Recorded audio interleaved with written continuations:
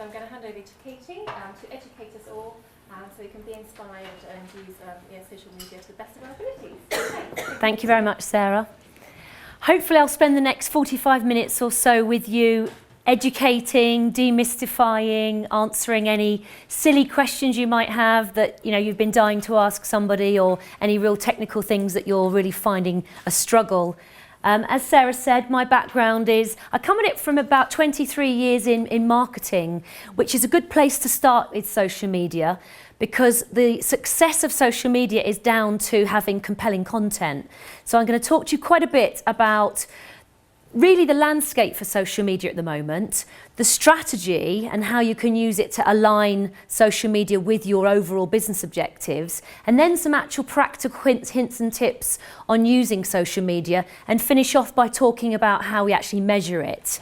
This is a little bit about me. The reason I put this up is really to say there are a lot of people doing what I do. It's a really noisy market and it's quite new.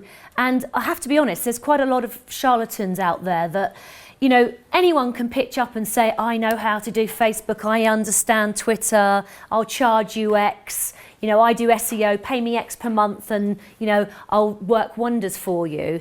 And as I say, I come at it from working with businesses for 23 years, helping them with their business strategy. And I'm not here standing up saying social media's out there, it's a rolling bandwagon and you've got to be on it. It's got to be relevant to your business. And it's all well and good having the platforms in place, but what's really important is having a content strategy.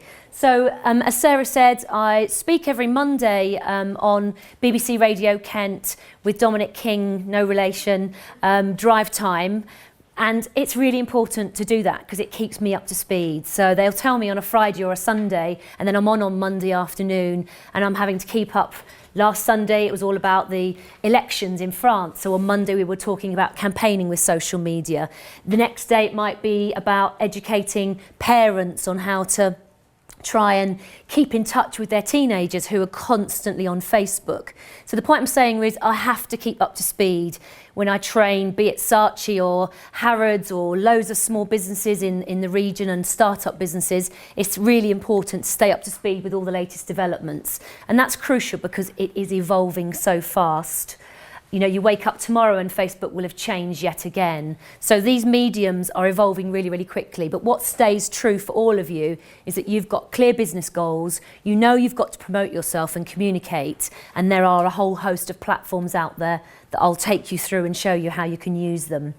The next slide is a quick video, and it's only a few minutes long, but it will give you in a few minutes what it took me to get on lots of courses that I spent a lot of money investing in, and often they would spend an hour or so taking you through quizzes and loads and loads of facts and figures in an hour that can really be condensed into 3 minutes. This gets updated every 3 months, so it's worth just having a quick look at the landscape today for social media. That last point is a really important one because we are really looking here at a revolution. It talks about the social media revolution, comparing it to the industrial revolution and so on. And that really, the opportunity that this revolution presents to all of you for your businesses is that now you have, for the first time ever, a two-way channel. And that's an important point to make. You're not there broadcasting over all these channels, but you have the opportunity for the first time to reach anybody, any business, any corporation, anywhere in the world, and to engage with them for free, apart from your own time, which is a huge cost, in that two-way fashion. And that's really a huge opportunity. So for all the downsides and all the talk of, policies and the need to factor in, how you address people and how difficult it is to keep up, it is a huge opportunity.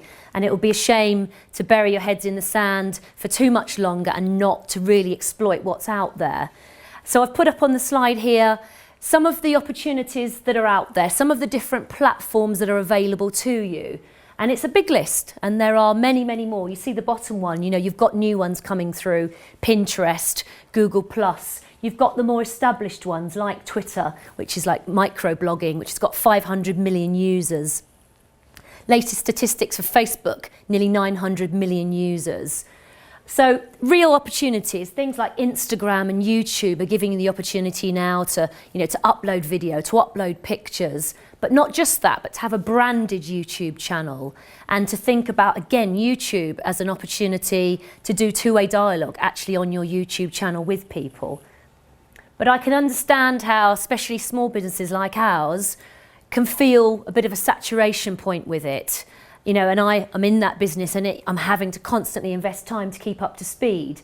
But as I said before, it is an opportunity for you. And what it's really meant is that you are no longer simply the person in control of your brand. You've all got amazing brands here today, but you don't completely own that brand. Your brand is what Jade says on Twitter when she tweets about you, what I might then retweet back, what a customer says about you, what a blogger might say about you.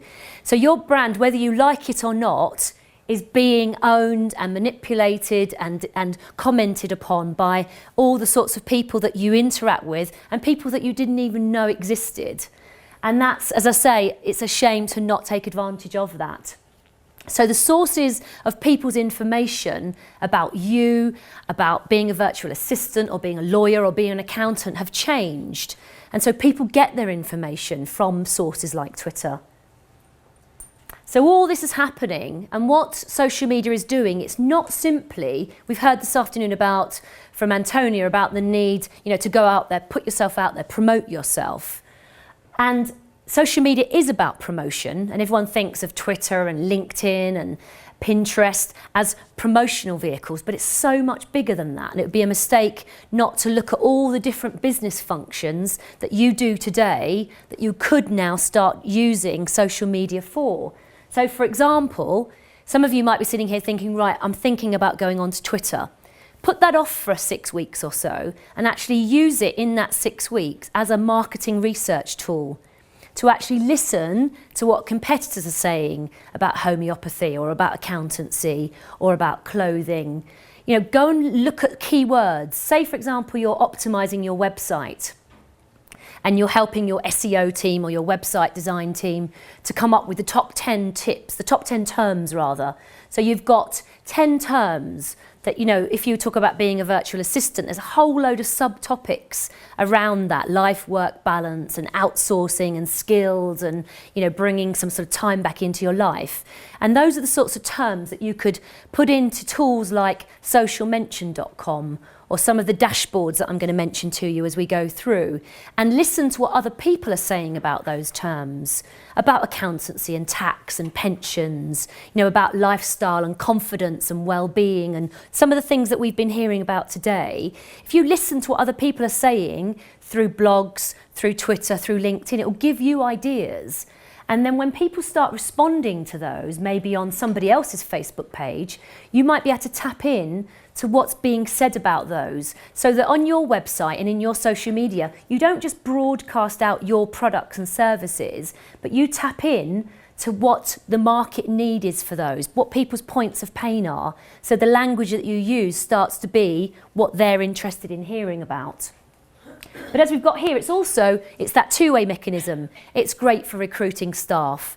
It's great to be perceived as a digitally savvy firm. Let's say you're a law firm and you're operating in the regions. Sometimes it's hard to attract staff to work in the regions compared to, say, in London. But if they see that you're taking advantage of the social media revolution, it might make it that much easier. I've worked with companies and I've helped them position themselves for a takeover, position themselves ready for a merger and acquisition, partnering up with another firm. So sometimes it's bigger business objectives over and above simply, I need to push my training courses or push my ebook that I've just launched that we've been talking about today. So think beyond the kind of promotion aspect of it. This is the latest research out from last month, out in March, from the Chartered Institute of Marketing, and it basically states how social media is being used in a business context. And surprisingly, Facebook and LinkedIn are pretty, side by side if you compare the huge numbers of Facebook compared to LinkedIn. Can I just have a show of hands? Who's on LinkedIn here today? The majority of the room. And how about Facebook for Business? Oh, that's surprising actually. Maybe because quite a lot of you are selling to consumers. And how about Twitter? Right, that's good. It's good to see so many of you are actually embracing it. So Twitter, by far, the highest one from a business perspective. And as you probably all know, breaking news now happens over Twitter. Whether it's Beyonce's baby, whether it's, what we call citizen journalism. So God forbid, a bomb blast goes off. You could be the people outside Solomon's that are the people that tweet about that, upload pictures from Twitter to it, before BBC Radio Kent or Meridian have even got anywhere near the incident. So what you're seeing is people like us, ordinary citizens, ordinary individuals, being the people that share news. And I mean that in a personal context and in a business context. Why do people use it? Lots of people are still experimenting with the business hat on, but many others it's a very, very core part of their campaign, and for others it's because their customers are on it.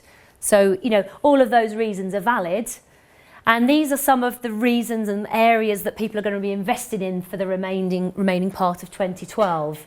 Mobile apps are going to be huge, and a number of you have mentioned apps already this morning. Social media analytics. More and more people, if they're using them in their business, want to see a return on investment from social media. So it's really important, and I'll talk you through some of the tools available to do that. And for a lot of other people that maybe aren't on it, and I'd say the majority of you are, these are the reasons: lack of budget, an inability, or so they believe, to measure the effectiveness. Changes, so many changes. But for a lot of people, it's time and it's skills. And of course, there are always people that you can outsource it to, but equally there are ebooks, there are courses, there are YouTube videos, there are sessions like this that will help you be able to get up to speed with it.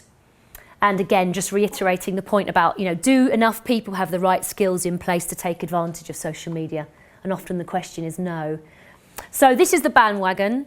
It's huge, it's rolling. You open up the newspaper and you see Twitter, it's in the Metro, mainstream TV advertising says follow me on Facebook, but you have to stay strategic. This is what I use with my clients, and it's really a strategy matrix to make you think. I mean, we have heard earlier on today how important it is to have a business plan, and once your business plan is in place, you need to make sure that social media is part of that, and that any activity you do in a promotional capacity is aligned to it. So here we're talking about segmenting your audiences down and thinking about what your business objectives are. So how am I going to win new clients? How am I going to cross-sell to existing clients, other services that I might have?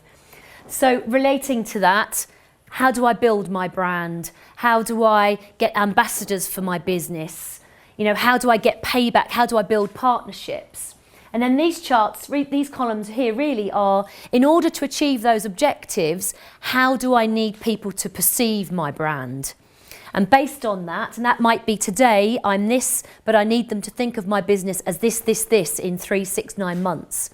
In order to get that perception, which messages can I embed into all of my collaterals, into my leaflets, into what I say when I stand up at a conference, into my website, into my social media. And then the final one, which kind of loops back to the beginning, is how do I influence them? And is social media, are they in a LinkedIn group that's relevant? Could I do a webinar? Do I write a book? Do I do classic traditional PR or online PR? Do I get myself an e-newsletter? All of those kinds of things. But as I said before, this is also the listening. So you might actually not know the answer to this. And so you have to ask that question. And so you do an outreach to clients and you say, are you on social media? Do you plan to be on it? What do you think of this LinkedIn group? So that's one way of doing it, but also you have to think of other reasons for being on social media. If you've got fresh content on all the different social media platforms, your organic, free search engine optimization is going to increase dramatically. So another reason to be on social media might be so that when people search for your potential areas of business that you offer, that they might see you further up. So it may be that one segment of your direct customer base isn't on Twitter, but by being on Twitter, it helps your organic search engine, and lots of people who are on Twitter might then recommend you. So if I run introductory courses on Twitter, Many of the people are not yet on Twitter, but by being on Twitter, it leads to other things. So being asked to talk on the radio or somebody else recommending me is as important a reason to reach that audience, you know, as it is perhaps trying to reach them directly in other ways. So you have to kind of delve a bit deeper and see different reasons for being on it. Some of you who've been in marketing will know about the 4 Ps of product, price, place, promotion. And what we're talking about here really with social media are the 4 Cs. The 4 Cs of you coming up with incredible content, then you putting that in context, i.e. making it very relevant to somebody, then creating conversation about it. Okay, it's not just you telling everybody how important it is to have a virtual assistant or to do this kind of tax return, but you want to create, for example, a Facebook page or Twitter buzz around that topic so that people learn from other people and people then become your brand ambassadors.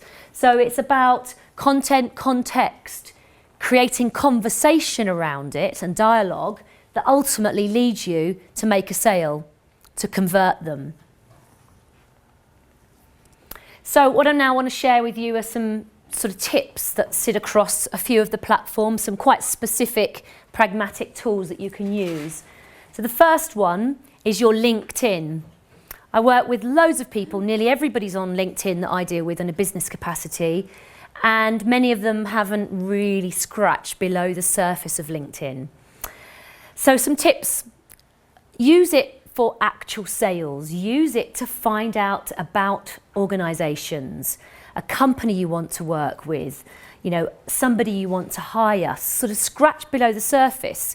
So I often use the example of, let's say in Tunbridge Wells, the biggest employer is AXA PPP. I work with lots and lots of companies across West Kent, just as an example, and I've never done any training with the biggest employer in the area, and I ought to be knocking on their door, you know, talking about the work I do. When I now search in my LinkedIn for AXA, what comes up, and I can show you it, if I had a bit more time I'd go into each platform and show you it, but we can do that another time. If I search for them, what comes up are my first degree connections, my second degree connections and my third degree. And I did this recently and realised that 3 people who I know really, really well actually work there. And I hadn't even thought about that because I deal with them in more of a personal capacity. So they're the people that I could now go to and say, Laura, I see you're now working at AXA. Perhaps you could give me an introduction to your training manager so I can come in and talk about social media. Now, say there weren't any first degree, chances are there's going to be, because of all the networking I do in this region, probably 100 or 2 that are second degree connections. And that will be the same for all of your businesses. So you search for companies, you search for topics, you search for people, and then you mine that data.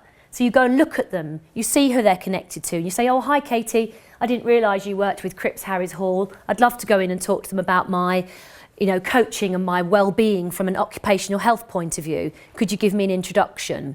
And that's what I'm talking about. It's exploiting it. You could, for example, go into the connection section in LinkedIn and import from your email all your connections. So you go to connections, add connections, and you do a webmail import. And anybody that you've been dealing with on email who has that email address that you deal with them on email registered as their LinkedIn address, they will come up, and then you can go connect, connect, connect, connect, and it will send an invitation to them to connect. Or the box on the right-hand side allows you to drop a whole database full of people's email addresses separated by a comma, and it will invite them to connect. So in the space of half an hour, you could go from 100 or 2 to potentially, 1,000 connections, because you're mining your email contacts and you're then connecting with them on LinkedIn. You could go into groups. So say you're looking to break into a vertical market like retail, for your products and services. You could go into 4 or 5 groups. So again, you might have a few hundred contacts, but by joining a group and adding your commentary in that group, you could have your message going out to the 20,000 members of that group, or the 200 members of that group that are actually really, really important people that you want to get to. And that might be a better way of doing it than connecting to them cold or via InMail, which is paid for. which is slightly more commercial way of doing it. And of course, it's about being a thought leader. So you're using LinkedIn to go into the polls and the answers and into groups, and you're sharing your expertise. You're not just plugging your products and services, but you're sharing your expertise. And the final bullet point really is everything being joined up. So your LinkedIn connects to your blog, it connects to your Twitter.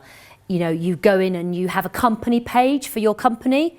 You don't do everything as an individual, but you have a company page, and you can have products and services, careers, and you can send status updates as a company.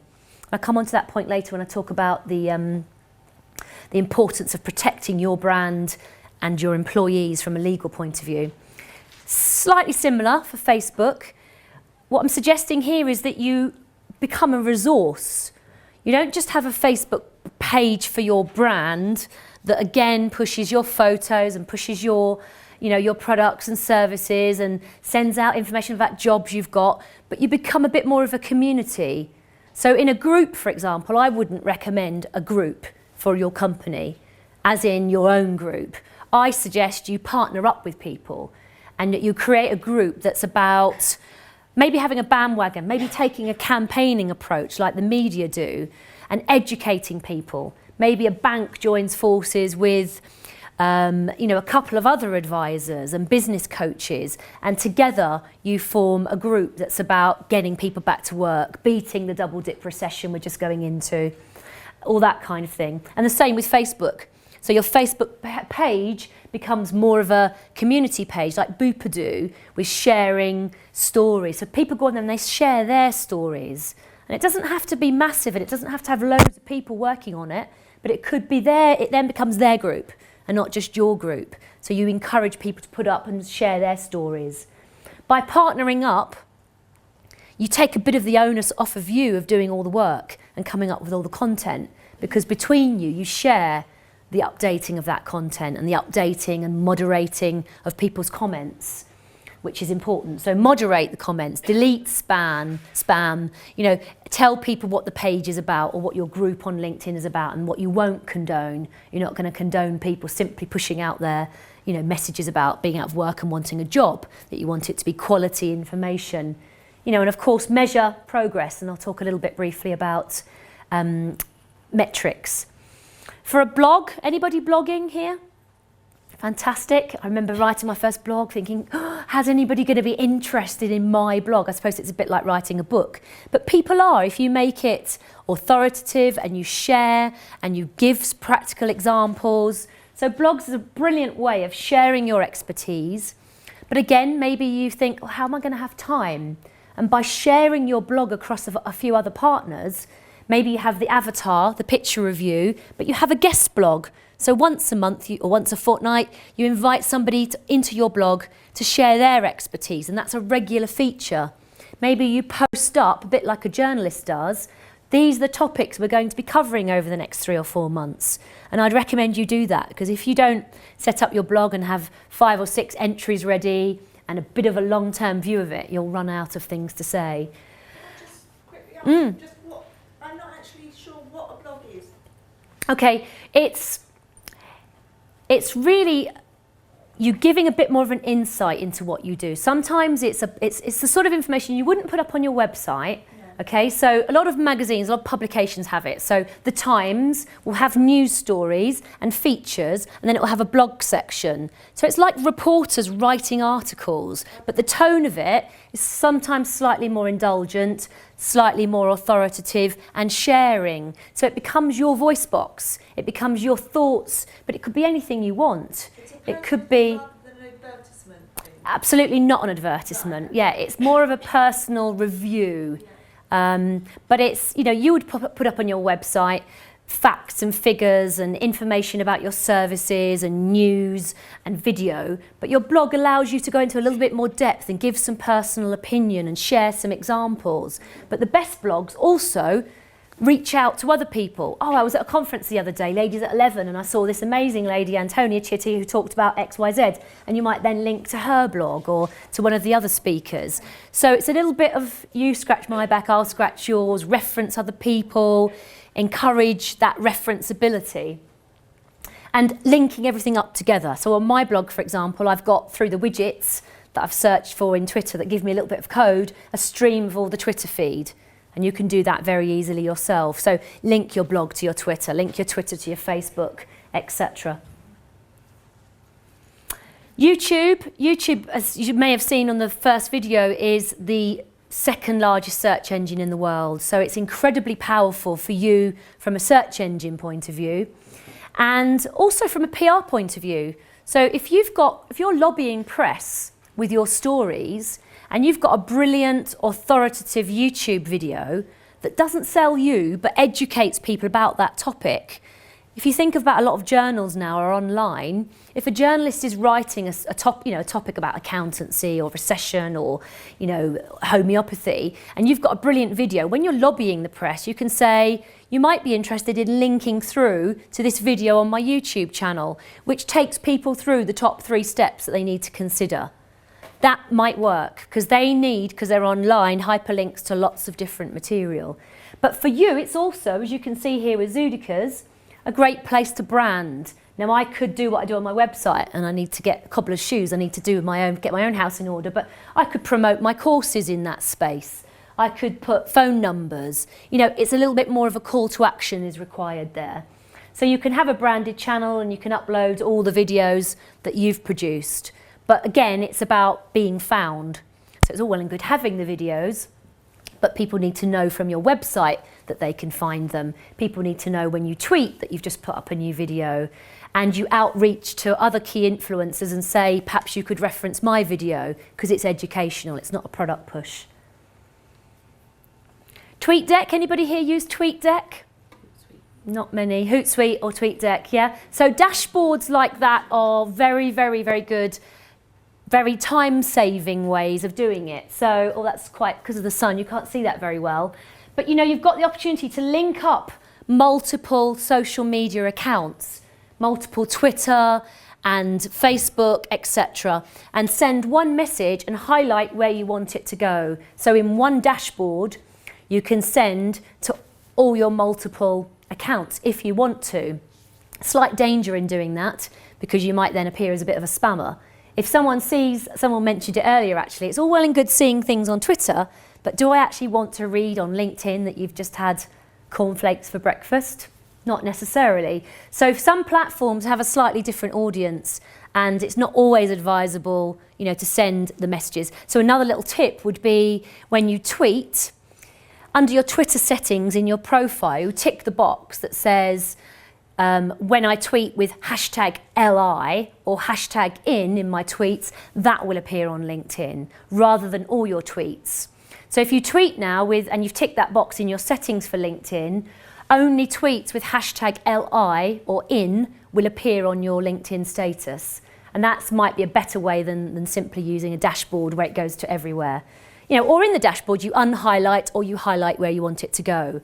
But in something like TweetDeck and Hootsuite, you've got other capabilities, like you can set up a search facility to record and show you when a certain term comes up that you really want to track. So it's brilliant, again, as a listening tool for information coming in to you. So what we also need to really be mindful of is, we talked about strategy, we talked about the platforms and how abundant they are and how important it is to have good content. But you need to know, how am I going to measure them? So from a return on investment point of view, I've done PR for all these years and it's been very hard to measure sometimes. People think about advertising value equivalent and getting cuttings and achieving objectives. But all of a sudden in the last few years, we've got these amazing metrics linked to all the social media platforms. But you have to think again beyond these, because as I said to you, if you've set up your strategic objectives and you want to use LinkedIn to go and reach out to 5 companies that you really want to do business with, that's invaluable and you can track your progress against that. But these are some of the more kind of, quantitative metrics that you can use. So how many tweets have been sent? How many times have they been shared? What's the tone of them?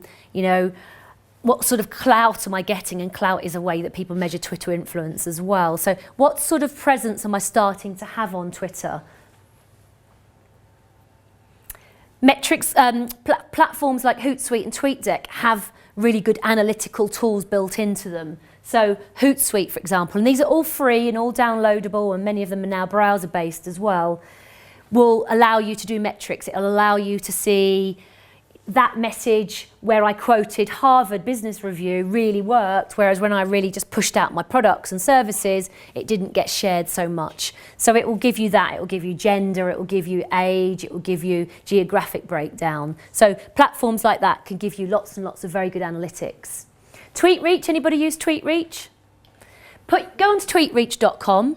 Don't even need to download. Put your Twitter name, mine's Katie E. King. I've only got less than 2,000 followers, but in 1 week, up to 50 tweets reach 17,000 people. And it does that little calculation for you and tells you that based on that, over 50,000 people were exposed to my message. So that's calculating for you. You tweet, I retweet you, that goes to all of my connections. So a client of ours, a telecoms client, got retweeted in their first week on Twitter by Computing, and that went out to all of Computing's, I think it was 20 or so thousand plus connections. Now that doesn't mean they're all going to automatically see them, but it is about exposure. But it is about taking it one stage further than that, which I'll come on to in a minute. Facebook metrics, the insights button that you can get access to when you've got more than 30 likes on your page is really valuable. So it can tell you likes, it can tell you, people's gender, geographic breakdown. It's very, very powerful. And if you make yourself the admin and allow 2 or 3 other people to be the administrator, for your page, between you can run off those reports and start to get a good feel of who's looking at your page, who's sharing, who's liking, etc. LinkedIn never used to have any metrics, but as of November of last year, it's introduced some.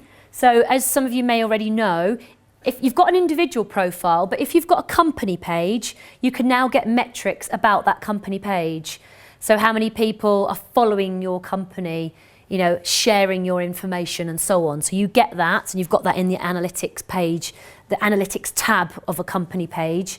But also as you start to go into owning groups yourself, and moderating groups, you've got stats on how many people have joined the group or churned off the group or how many discussions are being shared and so on. So you've got all these lovely analytics around your group, how it's grown over time and trended and so on. Before I just come on to this point here, I just really want to say, over and above all of that, it is about, as I said, you reaching out and you helping social media help you with your objectives. And in the same way that if you get a column in the Financial Times or in the Surrey, one of the Surrey Observer or anywhere on the radio, the phones don't ring just because all of a sudden someone's retweeted you or you've got 1,000 followers. But you have to make it work for you.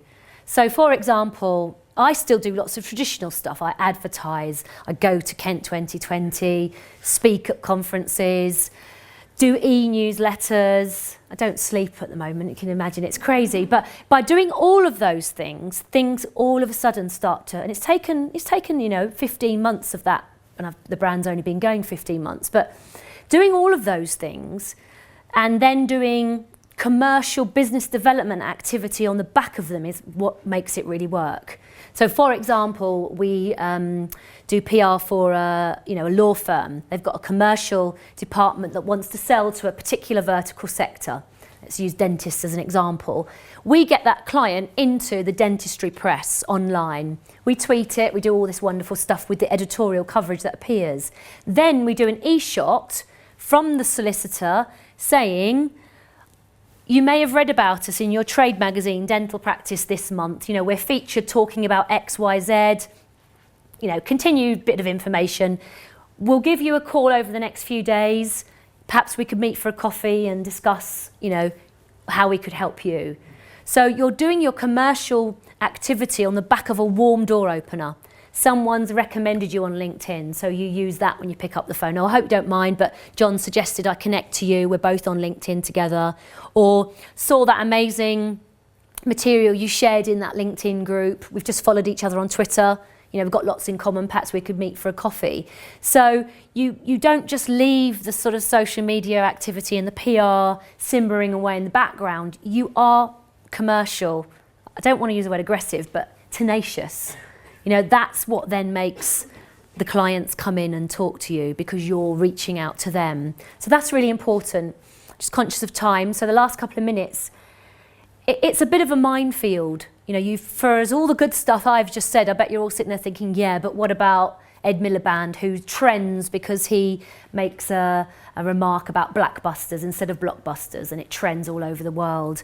You know, I make a typo and I send that out and everyone sees it, and it's really embarrassing because it gets shared. You know, there are mistakes you can make, but you can remove posts, you can bury bad stuff with good stuff, or you can address bad service. You know, some of the big popular travel review sites thrive on the basis that they're real. You know, there's good and bad stuff there. You know, and you don't, if you remove a post, chances are quite a lot of people have already seen it. So perhaps you need to be seen to be addressing the problem publicly and then take it off into a direct message and deal with it privately. So there are some bad things, but equally you need to protect yourself and your employees on social media. And for example, if you're on LinkedIn in a business capacity for a firm you work for, or for your own firm, or other employees are, in the course of, let's say, 2 years of working for the organisation, you might build up 400 or 500 connections on LinkedIn. As the owner of the business, I want to write you a clause when you come on board in your contract, or a new clause, now I'm doing it for an employee that's been on board, that says when you leave, I want a copy of those contacts. Or we're on social media, we don't want you to be tweeting about the business. Fine, you know, Twitter is for people in leisure and in business, but we don't want you mentioning the company. And here's our 10-point policy that tells you what you need to think about. Transparency, you know, not lying, ensuring that you quote people, even things like putting up on Twitter, these are my own views and not the views of the organisation. So I think it's important, however small you are, if you've got employees or freelancers or partners, that you have a simple social media policy in place, and that will protect you and them as well. So on that note, I just really wanted to say good luck with it. It is huge, I realise it is, but take 3 months out, look at some of the tools I've mentioned. There's Social Mention, there's the TweetDecks, there's TweetReach. Look at the metrics. Set yourself a little bit of a mini plan and say, right, I'm going to be on it from May, June, July. And in that time, I'm going to spend the first few weeks listening, and then I'm going to start following the right people. I'm going to come up with a content strategy, and then I'm going to measure its progress. Because what I find a lot of people do, especially senior people who are scared of it, oh, it's not my generation, you know, they get a work experience person in, so a graduate in the holidays, and they sort of let them run off and do it. Oh, she knows what she's doing. She hasn't got a clue about business. She might not even have a clue about content. She knows how to use Facebook, or he. And then they dip a toe in the water, nothing happens, they get a few followers, very little actually happens. And then they turn around and say, oh, we've tried it, it's a load of rubbish. And that's not what it's about. You need to look at it seriously and strategically and brainstorm great ideas for content and find good content. I don't mean plagiarising, bless you. I don't mean pinching everybody else's stuff, but coming up with ideas and then giving it your own spin and your own blog and your own entry for Facebook. But above all, make it somebody else's community. And in the way some other people have talked today about the benefits of partnering up with people, it can be a brilliant way of sharing the onus of having to come up with regular content all the time, but also sharing the benefit from it. So thank you very much. I hope that's been interesting.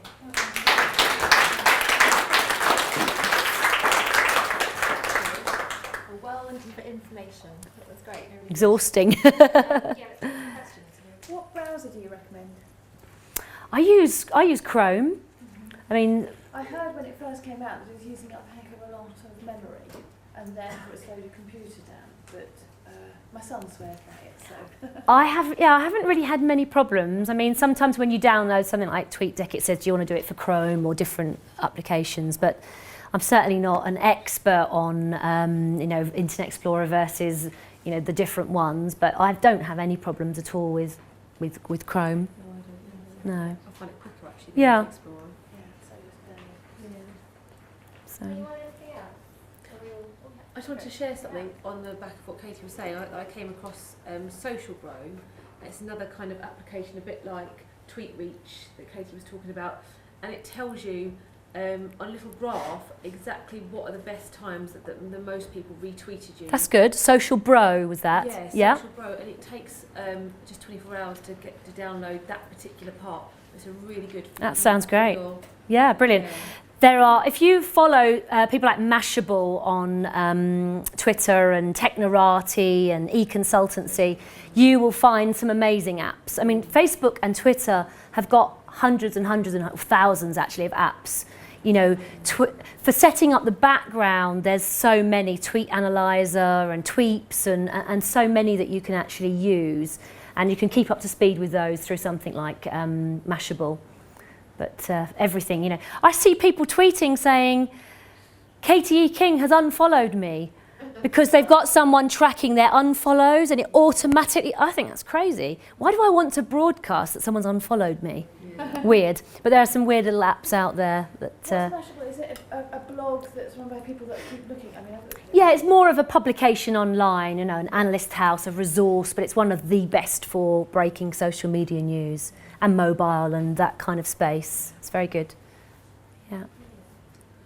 Okay, I think we'll wrap up there. Obviously, Thank you. Katie's details will be in the goodie bags, and she does obviously do lots of training. So if you need any more help, then yeah, do get in touch with her. But that's all. Thank you. Thank you very much.